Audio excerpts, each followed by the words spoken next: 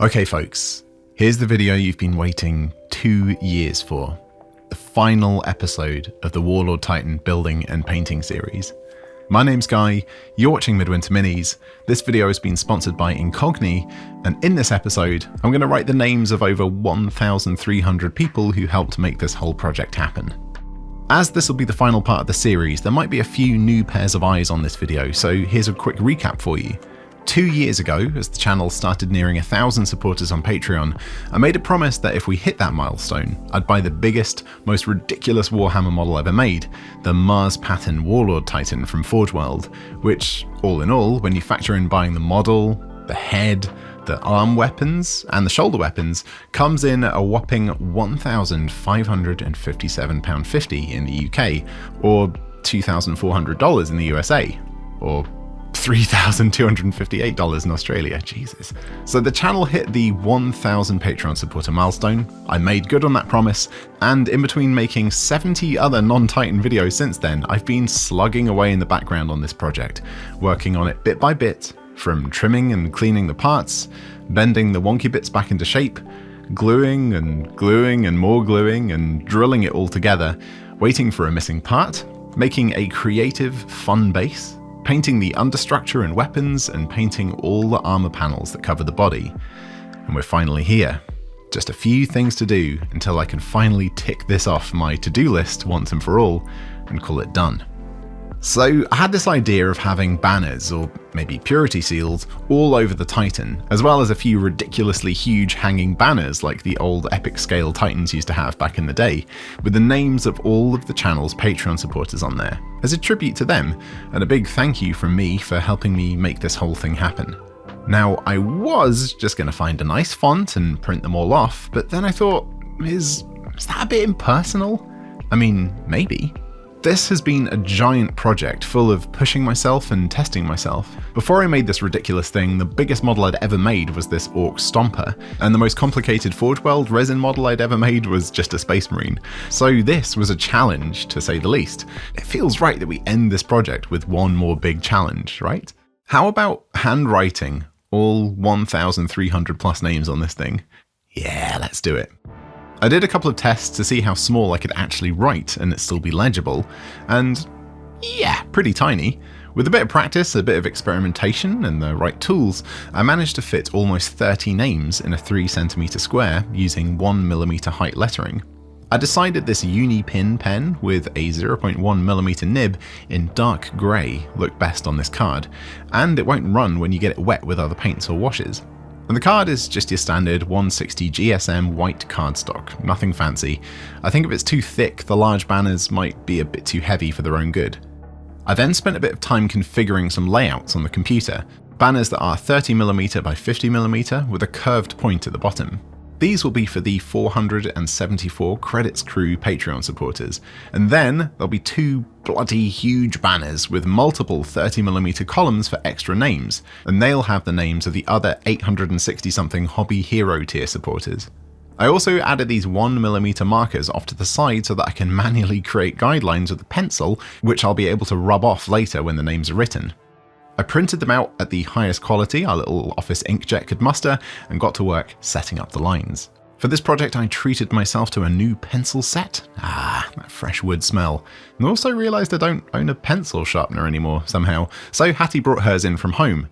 I mean, it's adorable and all. I'm sure it's supposed to look like the pencil is the mouse's tail, but it already has a tail. So, is that its bumhole? Now you might be thinking that comfortably writing teeny tiny letters is a skill honed from years of miniature painting, and maybe you're partly right, but there's a couple of extra factors in play here too, and one of them is pretty embarrassing now that I think about it. When I was at school doing my GCSEs, 23 years ago, that's terrifying, I went through a phase where I miniaturized my handwriting. I tried my best to fit 20 words per line in workbooks, and also tried to use the biggest, most pretentious vocabulary I could to reduce my word count and still cover all the points I needed to make in essays. Yeah, I was that kind of kid, and yes, I think by and large my teachers hated me. Anyway, so that helped, but that's not the only reason. I don't know if you've noticed, but I hold my pen in a weird way. Tilted up, resting on my index finger. I find this gives me way more precision on the nib. I also have two different ways of writing. I have handwriting, obviously, but it's not the easiest thing to read, so I also have a way of writing that I use when I think other people might have to read something I've written, kind of like a fluid, graphic novel style capitalized text. Not quite Comic Sans, but not a million miles away. Anyway, in this video, the close-ups of the names I'm writing are all going to be the credits crew people. Now, I don't take people's privacy for granted, but these folk have all agreed to have their names at the end of my videos, so they probably wouldn't mind appearing as I write them out. Speaking of respecting privacy, let me tell you about this video's sponsor, Incogni. Now, I'm not going to patronize you and assume that you don't already know that literally every website and app you use logs and collects data on you. What you do online, purchases, preferred brands, political opinions, and where they can, information about you in the real world, like phone number and address. But did you know that this info is then sold on to companies called data brokers? That's one of the ways that free apps and sites like YouTube make money. The brokers then sell your data to marketing companies, cold callers, scammers, and who knows who else to perfectly target you. Let's be honest, no one actually wants that. However, it doesn't have to be this way. If you live in the USA, European Union, or United Kingdom, thanks to data protection laws in these countries, you can demand that these brokers delete your data. But the problem is, there's hundreds of them, and doing all of the individual deletion requests one by one yourself would take literally years. So that's where Incogni comes in. Incogni is a new tool made by Surfshark which automates the deletion requests on your behalf, so you can sit back, relax, safe in the knowledge that your private data, name, address, phone number, purchase history, and all that other secret stuff has been purged from these markets. If you fancy getting a bit of your privacy back and sticking it to those data brokers, head to incogni.com/midwinterminis and sign up. Also, cheeky bonus, the first 100 people to use the code midwinterminis when they sign up will get 20% off their subscription. Right then, back to the Titan. I was a bit worried that this was all taking way too long. The credits crew banners on their own took a full day, and I've got double those names still to go. There's quite a bit more still to paint on the Titan too, even though it looks almost done, but Hattie jumped in to save the day. While I was focusing all my attention on the banners, she fully painted up the armor panels and trim on the Ariok Power Claw and the Sun Fury Plasma Annihilator, aka the big old arms. I cut out some test banners just to see where I was going to put them. I don't want to just plaster this thing in them, but they might look pretty cool hanging in a few strategic places. Definitely around the pauldrons, maybe hanging from the gantry at the back, maybe even under the exhausts here too. Anyway, let's get these banners finished. This was a really long, arduous process, but that's what we're here for, huh? To get this done on time, I worked well into the night a few days in a row. Reminded me a bit of pulling all-nighters doing coursework the day before it was due. Good old days.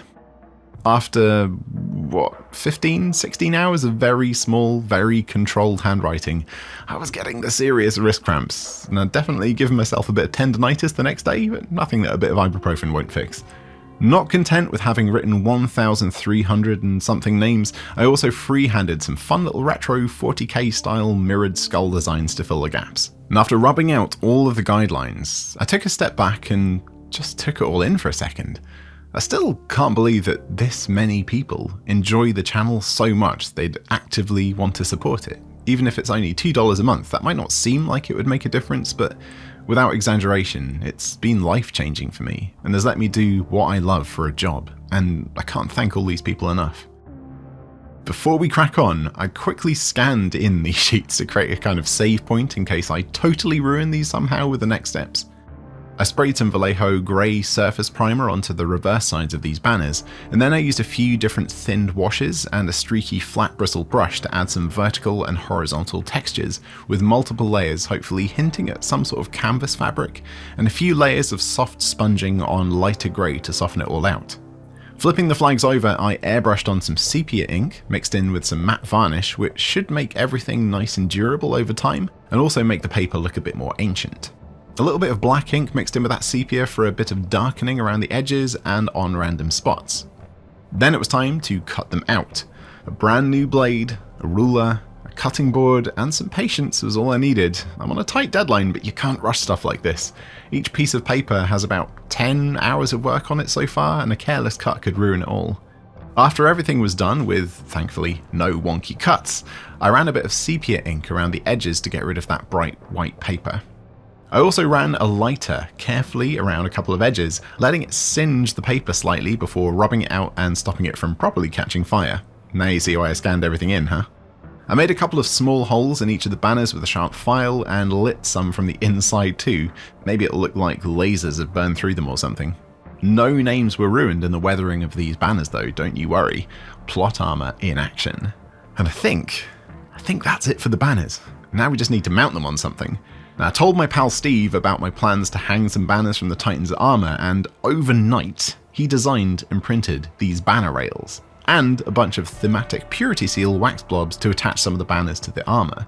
And not only that, he whipped up this twin banner pole mount, complete with skull motif caps and little attacher rings to go around the pole with a split to slot the paper through. Bonkers. But what are the poles made of? Knitting needles. They were super smooth, so we gave them a rough up with some sandpaper so the paint will stick to them a bit better. While I was finishing up the banners, Hattie was busy adding some finishing touches to the Titan's paint job. She stuck all the Purity Seals to some wood, primed them black, and then gave them progressively lighter dry brush coats of red, a final red contrast wash, and some gloss varnish to finish them off, and they'll be ready when we need them. After that, she painted the ribbed cables green, and gave them a bit of a vivid dry brush to pick out some textures.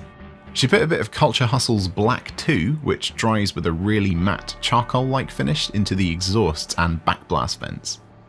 She mixed grey Seer with Baharoth blue to make a lighter, slightly bluey grey that still fits in with the theme of the model, and painted the missile tips. A careful dip, a blast with a hairdryer to stop them from drying lumpy, and then another go, and a final coat of gloss varnish to seal the deal. We did a bit of research, and apparently adjacent missiles don't fire simultaneously in real missile launchers, so we glued them all in a pattern that makes it look like a few have been fired, but in a realistic way. Realistic for a walking war machine the size of a skyscraper in a grimdark future where it'll be fighting demons and angry green dudes and sleepy Egyptian robots. As I said, realism is important to us here at Midwinter Minis. Steve also heard how long these banners had taken and dropped by to help add a few dashes of visual spice to the Titan in its final day of prep, while I was still busy bannering. He revisited the glow effect on the Sun Fury weapon, reinforcing the green with a few layers of white and fluorescent greens and yellows, even firing a small amount of the green at the armor panels facing the gun for a bit of subtle thrown light. He gave the random lenses around the model a fast but effective paint job, base coating with a deep red, adding a crescent of orange towards the top, focusing into an almost white point at the tip of the arc, and then giving everything a deep red wash again. Hot. To add a bit of fun to the shield generators up on top, but without getting lost in the electric blues of the trims, he base coated the recessed areas with white ink, and then airbrushed them with fluorescent magenta. Highlighted again with white ink, and airbrushed some fluorescent yellow, and then did a few more careful touch-ups with magenta again, and it looks ridiculously good. All the metal parts like the banner rails and mounts got the same treatment as the Titan's understructure, so a black undercoat, a brown overbrush, and then a few different light coats of gunmetal and silver and dark wash to bring it all together. At this point the flagpoles definitely look like some kind of grimdark magic wand, and Hattie was well happy about it.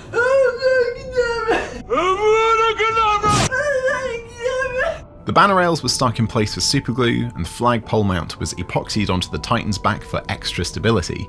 And now all we need to do is add some of the paper banners to their mounts. The way Steve has designed these is that folded paper will just lock into them, but I added a dot of glue for extra stability. I also made a crotch banner for a final touch, a kind of VIP banner, all people who have gone above and beyond to help me with this project. And no, Nessa's not on there, sorry pup. She is on this one though. We attached the other banner poles to different parts of the body with superglue, covering the attachment points with those lovely Purity Seal wax bits from earlier. We also made some tiny Purity Seal paper strips to add to other bits of the body, which will hopefully set the scale of this mini and put it in universe. Flag stuck into the poles, flag poles on, and I can't believe I'm saying this, I think it's done. The Titan is done. 2 years of work, on and off. A dozen videos, hundreds and hundreds of hours planning, cleaning, chopping, scraping, gluing, making mistakes, fixing mistakes, screwing, magnetizing, painting, painting, painting, and more painting, and it's done. So I've got to use it in a battle report, right? It obviously needs a match up against my scratch-built Orc Great Gargants. That's why I built this monster after all. But that probably wouldn't give you a good idea of what it actually does in the game. It's about 6,000 points, I think, so how about putting it up against two separate 3,000 point armies and see how it fares? One thing's for sure, I think I'm gonna need a bigger table to film it on. Let me know your suggestions in the comments, and as always, thank you so much for watching. Thank you so much for your support, thank you so much for your patience. If you want to join the team over on Patreon, there's a link in the video description, and there will be plenty more fun things for Patreon supporters to get involved with like this in the future. A massive thanks to Incogni for sponsoring this video. Follow the link in the description to tell those data brokers where to shove it, and I'll leave you with some arty shots of the Titan. And I'll catch you next time. Bye for now.